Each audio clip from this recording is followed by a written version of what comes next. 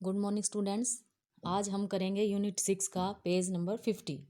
इसमें निकालने हैं आपको कॉमन फैक्टर्स। जैसे हमारा फर्स्ट सम दिया गया है 15 एंड 20। इसके हमें कॉमन फैक्टर निकालने हैं।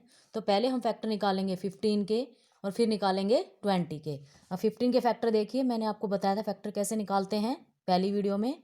जैसे 1 के टेबल में 15 जाता है 15 पर, उसके बाद 2 के टेबल में 15 नहीं आता, छोड़ दो। उसके बाद 3 के टेबल में 15 जाता है 5 पर, 3 5 जा 15। इसके बाद 4 के टेबल में नहीं आता, फिर यह जाता है 5 में, और 5 हमारा आ चुका है, इसलिए हम आगे सम नहीं करेंगे, ये हमारा यहाँ कंप्लीट हो जाएगा 15 के फैक्टर। तो ये हमारे 15 के फैक्टर निकलाएंगे 1 3 5 एंड 15। इसी तरह अब हम 20 के फैक्टर निकाल लेंगे। 20 के फैक्टर कैसे निकालेंगे? 1 20 multiply 1 multiply 20 is equal to 20। अब 2 के टेबल में 20 कितने पर आता है? 10 जा पर, 2 10 जा 20। अब 3 के टेबल में नहीं आता, छोड़ दो। 4 के टेबल में कितने पर आता है? 5 जा पर, 4 5 जा 20। इसके बाद 5 के टेबल में आता है और 5 हमारा इधर आ चुका है, तो इसका मतलब हमारे ये फैक्टर निकल जाएंगे। आपको बताया था फैक्टर हमारे ये वाले होते हैं। तो अब हमारे 15 के फैक्टर आ गए बेटा 1 3 5 15। और हमारे 20 के फैक्टर कौन से हैं? 1 2 4 5 10 20। ये हमारे फैक्टर निकला है दोनों के। अब हमें निकालने हैं कॉमन फैक्टर। कॉमन यानी कि जो दोनों में कॉमन हो। कॉमन फैक्टर हमारे कौन से हैं इसमें देखिए, 1 दोनों में है, उसके बाद है हमारा 3 नहीं है, फिर है हमारा 5 5 दोनों में है। बस ये हमारे 1 और 5 ये हमारे कॉमन फैक्टर हैं, क्योंकि ये दोनों में है। तो इस तरह से आपको निकालने कॉमन फैक्टर। जैसे एक सम और देखिए, अब हम निकालेंगे फैक्टर 40 एंड 50 के कॉमन। इसी तरह हम पहले निकालेंगे 1 के, फिर 40 के निकालेंगे। 1 से जाता है 40 पर ही, उसके बाद 40 हमारा जाता है 2 से भी जाता है, ये हमारा 20 पर जाता है, 22 जा 40 होता है। फिर 3 के टेबल में नहीं आता, छोड़ देंगे। फिर 4 के टेबल में 40 कितने पर आता है? 10 जा पर आता है। उसके बाद फिर 5 के टेबल में 40 कितने पर आता है? 8 जा, 5 8 जा 40। इसके बाद ये हमारा 8 पर ही आता है। अब मेरा हमारा 8 इस लाइन में आ चुका है, इसका मतलब इसके फैक्टर हमने बना लिए, कंप्लीट हो गए। तो अब हम निकालेंगे फैक्टर 50 के। अब 50 के फैक्टर निकालने के लिए देखिए, पहले वही 1 से 1 के टेबल में 50 पर ही आता है, 2 के टेबल में 50 जाता है 25 पर, 3 के टेबल में 50 नहीं जाता, छोड़ दीजिए।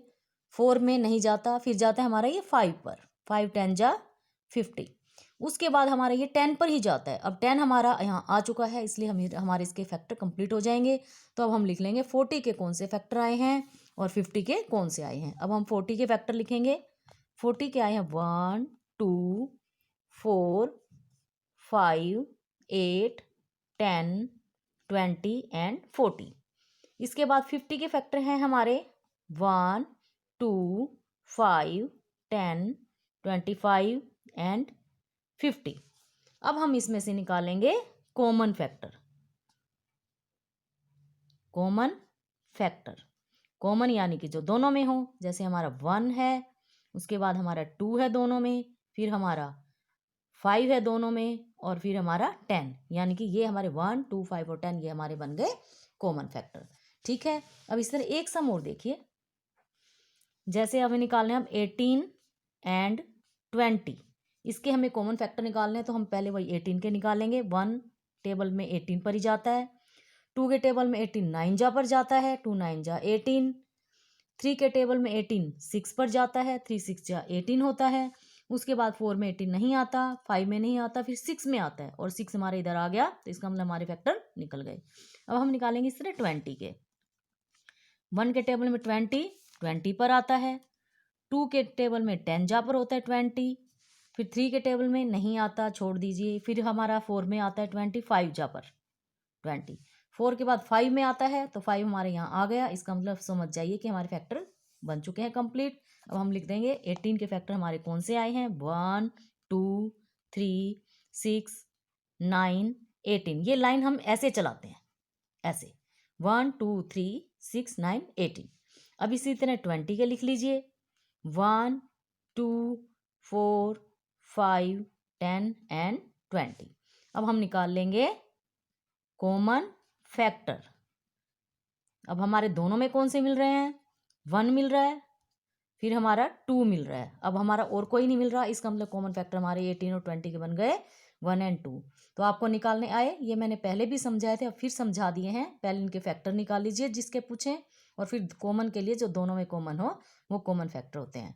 Okay students, bye.